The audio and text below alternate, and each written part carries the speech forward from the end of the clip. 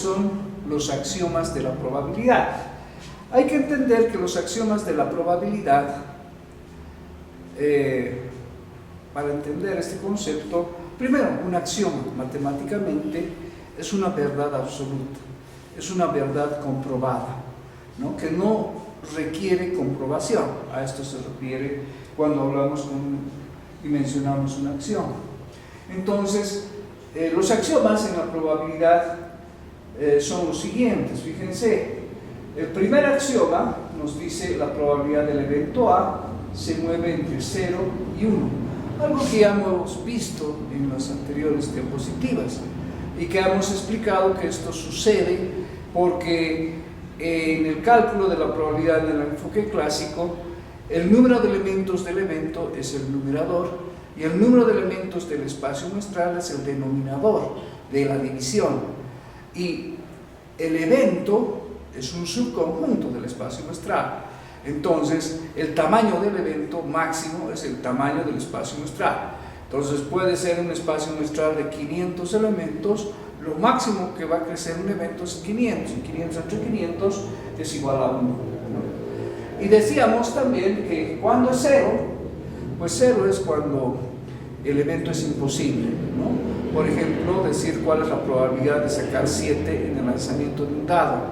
El valor 7 no existe en las caras del dado, son 6 sus caras. Entonces, en ese caso, la probabilidad de sacar ese valor es 0, ¿no? Ahí está el axioma 1. Entonces, tenemos luego el axioma 2, que dice probabilidad para el espacio muestral. Entonces, ese es el caso que hemos explicado ya. Es el límite superior de este intervalo, ¿no? Cuando el evento crece al tamaño del espacio muestral. Y el axioma 3, que nos está hablando más de cualquier número finito de K eventos, y nos está hablando de una operación con eventos que es la unión, ¿no? Entonces, cuando nosotros queremos calcular la probabilidad de la unión de muchos eventos, pero ojo, los eventos son mutuamente excluyentes, entonces esa probabilidad de la unión es igual a la sumatoria de las probabilidades individuales de cada uno de esos eventos. Entonces, podríamos indicar de manera resumida que la probabilidad de A unión B es igual a la probabilidad de A más la probabilidad de B, sabiendo que A y B son eventos excluyentes, es decir, no tienen intersección. De esa manera es que se arma la fórmula grande. Fíjense, la probabilidad de A1, unión A2, unión A3, unión puntos suspensivos, y es igual a la sumatoria de la probabilidad de A1 más la probabilidad de A2 más la probabilidad de A3, que resumiendo esto, lo podíamos haber presentado con esta fórmula, ¿no? Fíjense, esta es la unión desde I igual 1 hasta omega de los A sub I. Entonces, hasta infinitos eventos podemos sumar, o podemos unir en este caso. Y aquí la sumatoria desde I igual 1 hasta infinito de las probabilidades A sub I individuales, ¿no? Ahora, debido a esta definición de probabilidad que cumple los axiomas 1, 2 y 3, se da la definición de probabilidad axiomática o abstracta. Este concepto es sumamente importante para los estudiantes de esta materia. ¿Por qué es importante, jóvenes? Porque, bueno, muchos nos hemos cuestionado de cómo hago para resolver un problema, qué fórmula o qué pasos debo seguir para poder resolver un ejercicio de probabilidad. Fíjense, este concepto nos dice C omega, un espacio muestral, asociado a un experimento E. Desde aquí nos está mostrando los pasos que debemos seguir para resolver un ejercicio. En el ejercicio, dense cuenta, lo primero que ocurre es el experimento. El experimento da origen al espacio muestral. Y fíjense, la probabilidad, que P es una función asignada a cada evento, llamado número P y entre corchetes A, llamada probabilidad del evento A, tal que cumple los axiomas 1, 2 y 3. No hay que olvidar que cuando hablamos de los eventos, sabemos que son subconjuntos del espacio muestral. Entonces, el procedimiento es, yo tengo que encontrar el experimento para entender su espacio muestral. Dentro del espacio muestral se generan los eventos, y para cada evento es que se calcula el valor de probabilidad. Y además este valor de probabilidad debe cumplir específica y exclusivamente el axioma 1, es decir, el valor debe estar entre 0 y 1. Ese es el axioma más importante, ¿no?, para poder hacer un control de los cálculos que hacemos al hacer los ejercicios. Bueno, viendo y entendiendo este concepto, es que vamos a ver ahora los teoremas de la probabilidad. En cuanto se refiere a lo que son los teoremas de la probabilidad, un teorema, hablando matemáticamente, es también una proposición, pero sujeta a comprobación. Vamos a presentar los teoremas y no vamos a concentrarnos tanto en su comprobación, sino en la utilización de los mismos, ¿no? Fíjense, estos teoremas son una consecuencia inmediata de los axiomas. Tal es así que el teorema 1 es: si vacío es el evento imposible, entonces la probabilidad de vacío es 0. Y este, si se fijan, es el límite inferior del axioma 1, ¿no? El teorema 2 ya está entrando en lo que son las operaciones con eventos. Entonces, para cada evento A se cumple que la probabilidad de su complemento, acuérdense, esto significa complemento de A, es igual a 1 menos la probabilidad de A, o la probabilidad de A es igual a 1 menos la probabilidad de su complemento.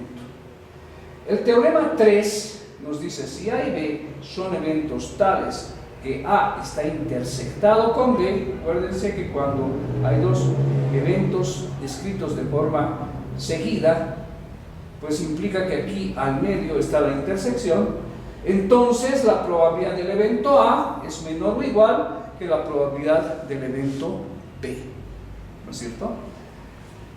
Bueno, otro teorema es el teorema 4. El teorema 4 está muy relacionado con el axioma 3. ¿Por qué? Porque aquí también hablamos de la probabilidad de la unión. Pero fíjense, si A y B son dos eventos cualesquiera de omega, cualesquiera quiere decir que pueden ser excluyentes o pueden ser incluyentes, no importa, ¿no es cierto?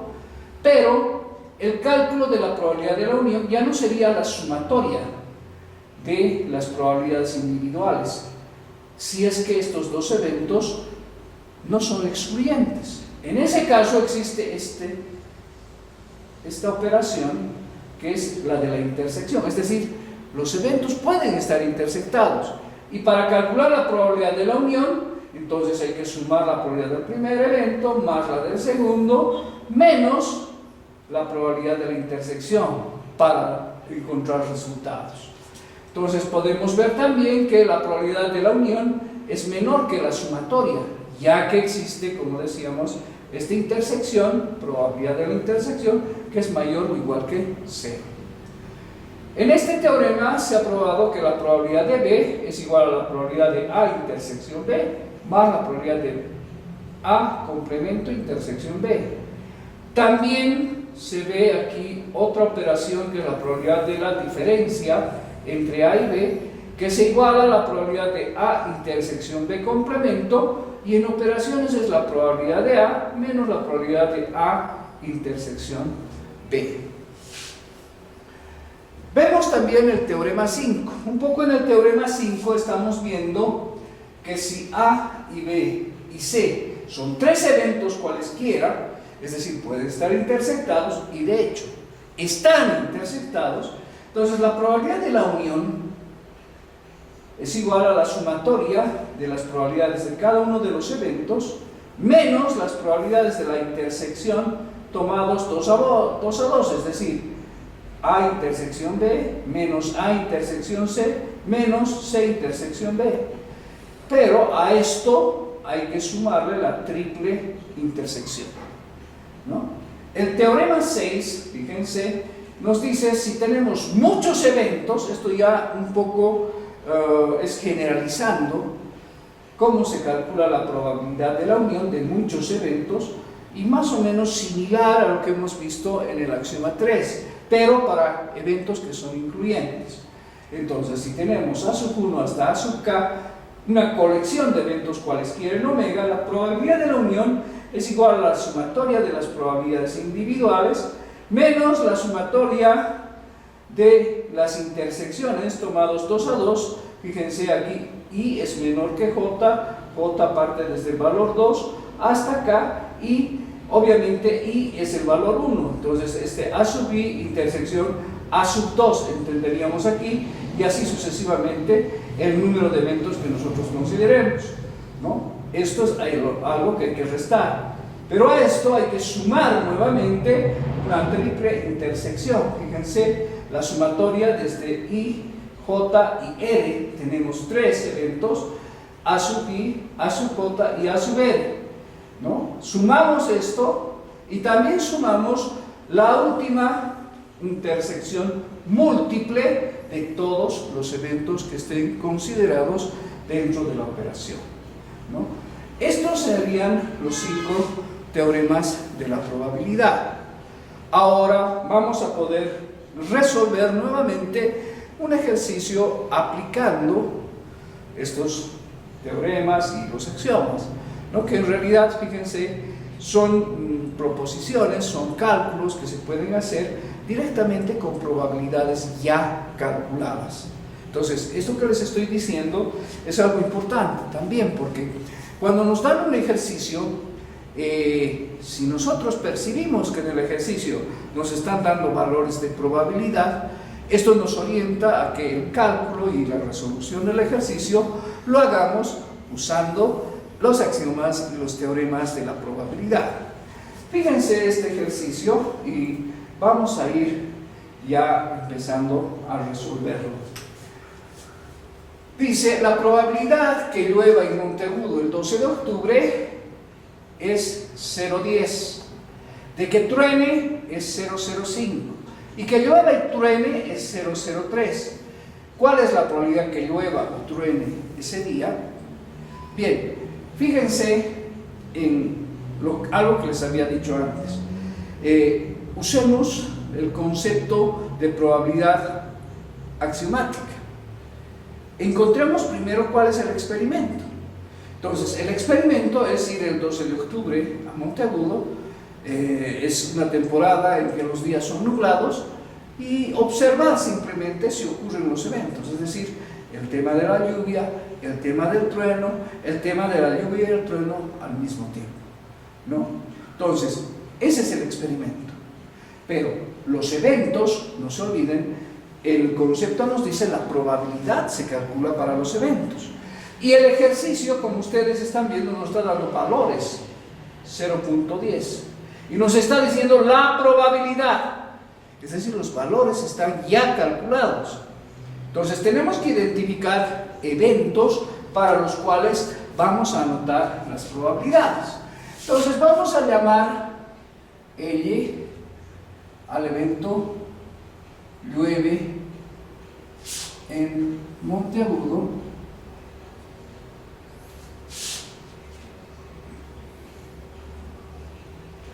el 12 de octubre.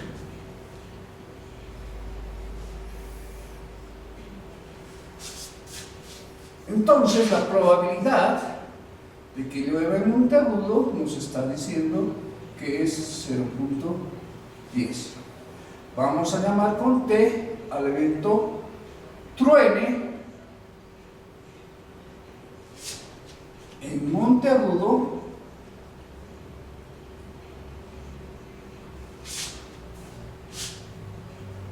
el 12 de octubre. Entonces la probabilidad de que truene va a ser igual, según el ejercicio, a 0,05. Y algo que tenemos que ver en la diapositiva es lo siguiente, ¿no? Y es algo que sí es importante porque lo hemos visto también desde el principio. Fíjense, dice, y la probabilidad que llueva y truene. Esta y nos está indicando que los dos eventos están ocurriendo al mismo tiempo. Es la I incluyente que ya habíamos visto anteriormente. Esa I se relaciona con la operación de la intersección. Y en cálculo matemático es el producto cartesiano, ¿no?, de conjuntos. Entonces esa I nos dice, esto es una intersección. Entonces la probabilidad, fíjense, podemos anotar gracias a eso que la probabilidad de que llueva, intersección, truene, el monteagudo, eso es igual a 0,03. Y nos pregunta, fíjense en el ejercicio nuevamente, otra letra importante es cuál es la probabilidad de que llueva o truene ese día. Y esa O es de la O excluyente que habíamos conocido en las anteriores diapositivas, en los anteriores videos. Entonces, es con la unión. Entonces, nos están pidiendo que calculemos la probabilidad de lluvia, unión, truenos en monteagudo. Y esto nos dirige a usar ya sean los axiomas o los teoremas de la probabilidad que hemos visto. Entonces, vamos a volver un poquito a revisar los axiomas y los teoremas donde están esta operación de la unión. Entonces, podríamos ver que en el primer axioma estamos hablando de los valores de probabilidad, pero en el tercer axioma estamos hablando de la probabilidad de la unión. Pero esto es igual a la sumatoria siempre y cuando los eventos sean mutuamente excluyentes. Eso quiere decir que no tengan intersección. Si nosotros revisamos los datos aquí, vemos que esto tiene una intersección de 0.03. Entonces, este axioma yo no lo puedo usar. Buscaré entonces ahora el teorema 4, que es el que me puede ayudar a resolver este ejercicio. Entonces, fíjense, la probabilidad de la unión de dos eventos es la sumatoria menos la probabilidad de la intersección. Y esto es lo que tendríamos que usar para hacer este caso. Entonces, esto sería la probabilidad de lluvia más la probabilidad de que truene menos la probabilidad de que llueva y truene, ¿no? Y esto, bueno, después es reemplazar los valores que sabemos que son lluvia 0.10 más truenos 0.05 y menos lluvia y truenos que es 0.03, lo cual nos daría un total de 0,12. Es decir, existe un 12% de probabilidad de que en monteagudo el 12 de octubre llueva y truene. Y con eso habíamos resuelto el ejercicio. De un grupo de personas, el 30% practica fútbol y el 40% juega ajedrez. De los futbolistas, el 50% juega ajedrez. Si se elige aleatoriamente una persona, ¿cuál es la probabilidad que juegue fútbol o ajedrez? Inciso B, practique solo uno de estos deportes. Inciso C, no practique ni fútbol ni ajedrez. Entonces, en el ejemplo podemos ver que nos están dando nuevamente datos de probabilidad, ¿no? Para asegurarnos de que son datos de probabilidad, debemos ver que cumplan el primer axioma de la probabilidad, es decir, que sean datos que estén entre 0 y 1 o entre 0 y 100%. Y como podemos ver, las personas que intervienen, el conjunto de personas que están siendo observadas en este ejercicio, están identificadas como deportistas, ¿no? Jugadores de fútbol y de ajedrez, y nos están dando qué porcentaje de estas personas practican cada uno de los deportes. Además que hay una proporción de personas que juegan ambos deportes, ¿no? Para poder resolver este ejercicio podemos también usar lo que son los diagramas de Venn. En los diagramas de Venn nosotros tendríamos un espacio muestral de esta manera, ¿no? Siempre el espacio muestral lo reconocemos con un rectángulo y dentro de él podríamos identificar dos eventos, ¿no? Personas que juegan y practican fútbol, que podría ser este evento, y el otro evento que viene a ser los ajedrecistas. Hay que entender que F significa personas que juegan fútbol,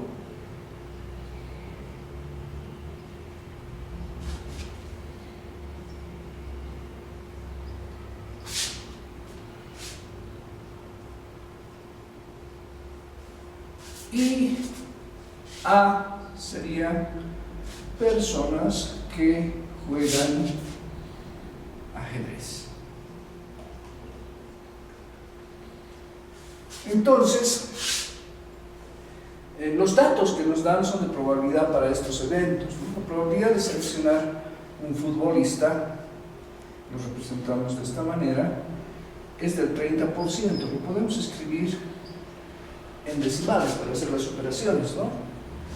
Y la probabilidad de seleccionar un ajedrecista nos dice que es el 40%, es decir, también lo podemos expresar en decimales. Hay una parte importante que nos dice que de los futbolistas el 50% juega ajedrez.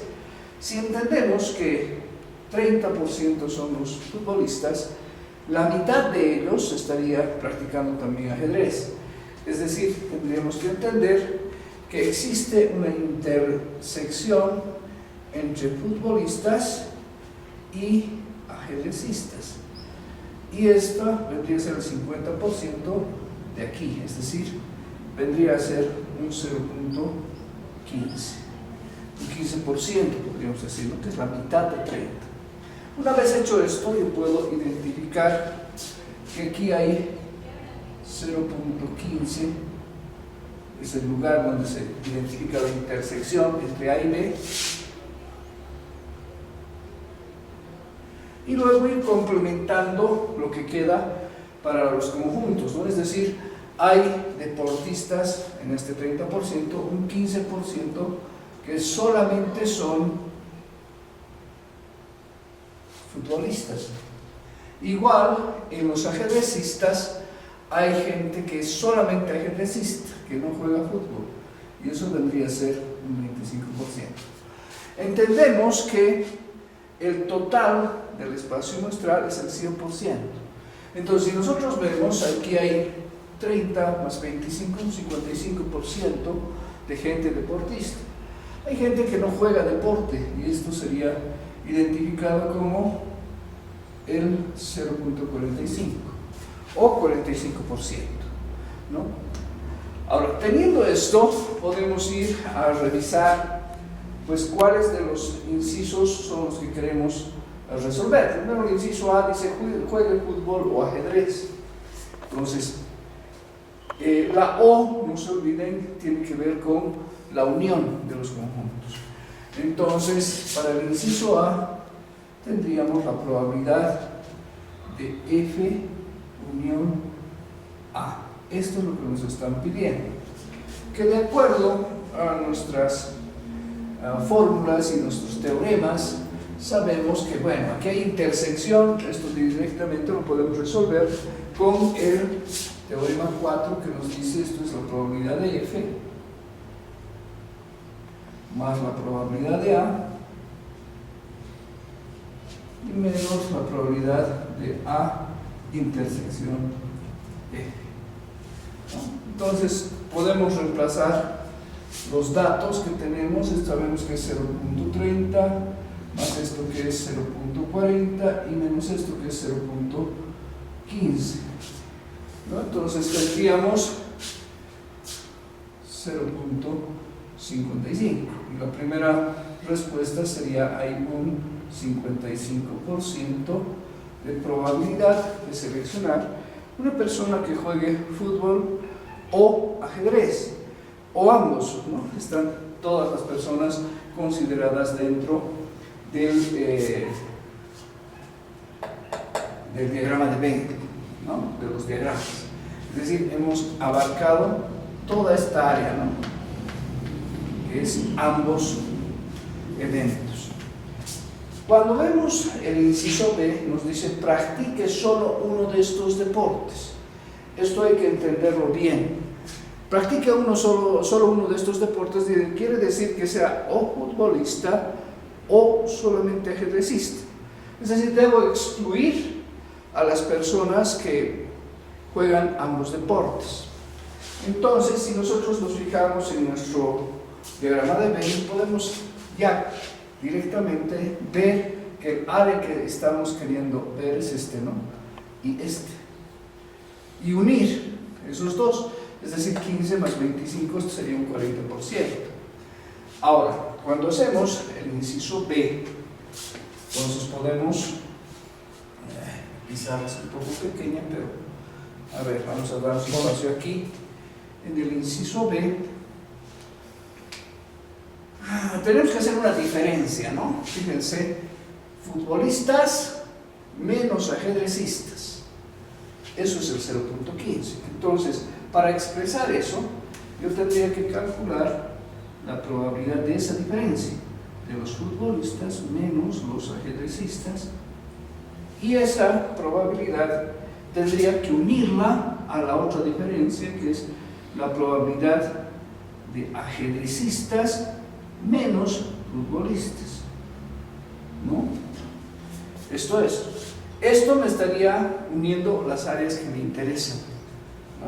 Entonces, la diferencia, ¿a qué sería igual? Bueno, por las fórmulas que tenemos en el teorema 4, sabemos que la diferencia, es decir, la probabilidad de futbolistas menos ajedrecistas, ¿a qué sería igual? A la probabilidad de futbolistas menos la probabilidad de futbolistas intersección ajedrecistas. Esto es lo que nos dice el teorema 4 en algunas fórmulas, ¿no? Entonces, aplicando esto, sabemos que los futbolistas son el 30%. Entonces, es como decir, vamos a hacerlo así, 0.3 menos 0.15, y esto va a ser una unión de dos eventos que ya no tienen intersección, son mutuamente excluyentes. Entonces podemos sumar la otra diferencia, que sería 0.40 menos 0.15. Y esto, como hemos visto, como resultado de esta unión, tenemos, aquí vamos a poner 0.40 igual a un 40% de probabilidad de seleccionar una persona que solo practique uno de los deportes, o sea, fútbol o ajedrez, ¿no?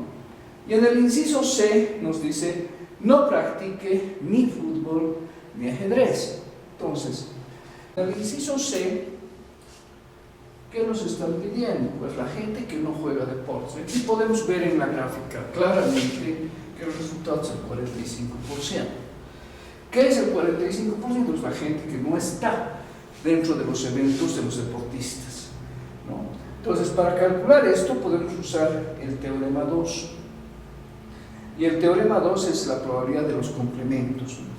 Entonces, para expresar esa probabilidad, podemos decir que lo que vamos a calcular es la probabilidad de F unión A, pero complemento. ¿A qué es igual esto? Según el teorema es 1 menos la probabilidad de F unión A. ¿A qué es igual esto? A 1 menos, fíjense, aquí habíamos sacado F unión A y sabemos que es 0.55 o 55%. Entonces, menos 0.55. Y esto nos da un total de 0.45 o igual a un 45% de probabilidad, ¿no es cierto?, que las personas seleccionadas no jueguen ninguno de los deportes. Así que con esto habríamos terminado de resolver el ejercicio. No se olviden que pueden ustedes nombrar siempre con letras mayúsculas, pero también tienen que identificar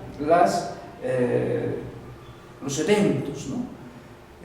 No importa con qué letra, pero sí que estén identificados para que las personas que vean el ejercicio puedan entender los cálculos que se han hecho.